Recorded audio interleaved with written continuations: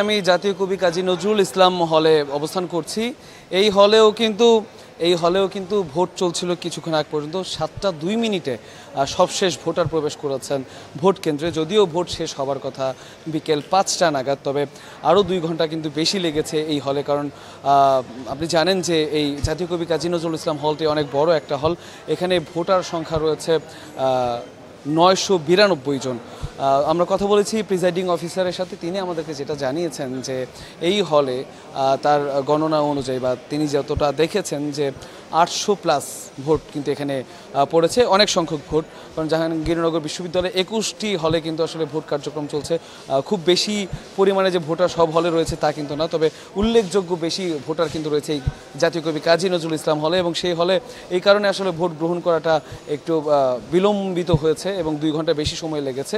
আমরা দেখেছি কিছুক্ষণ আগেই শেষ যে 2 জন ভোটার তারা কিন্তু প্রবেশ করলেন। এবং আমরা কথা বলেছি প্রিজাইডিং অফিসারের সাথে, তিনি বলেছেন যে অন্য কোনো কারণে না, আসলে ভোটারের উপস্থিতির কারণেই আসলে বা ভোটার সংখ্যা বেশি থাকার কারণেই এই বিলম্বটা হয়েছে। আর দিন আপনি যেটা জিজ্ঞাসা করলেন যে ছাত্রদল সমর্থিত যে প্যানেল, সেই প্যানেল আসলে নির্বাচন বয়কট করার কারণে আসলে কোনো প্রভাব পড়েছে কিনা, আমরা এখানে আসলে খুব বেশি আনুষ্ঠানিক কোনো ঘোষণা বা আনুষ্ঠানিক কোনো জড়ো জামায়াত হওয়া সেটা কিন্তু আমরা দেখিনি, বা প্রতিক্রিয়া আমরা কিন্তু সেটা দেখিনি। তবে জল্পনা কল্পনা তো চলতেই থাকে ক্যাম্পাস জুড়ে। আপনি নিজেও দেখছেন ক্যাম্পাসের সবখানেই কিন্তু জল্পনা কল্পনা চলছে আসলে কেন ভোটটা আসলে বর্জন করলেন, এবং নানা ধরনের কথা উঠছে। অনেকে বলছেন যে নির্বাচনের ফিল্ড বেশি ভালো ছিল না, এবং অনেক ধরনের কথা কিন্তু চলছে।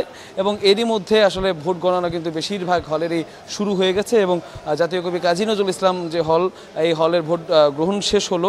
শেষ হওয়ার পরে আসলে গণনা কার্যক্রম কিছুক্ষণের মধ্যেই শুরু হবে বলে আমাদেরকে জানিয়েছেন প্রিজাইডিং অফিসার। এই ছিল এখনকার মতো আমার কাছে সর্বশেষ।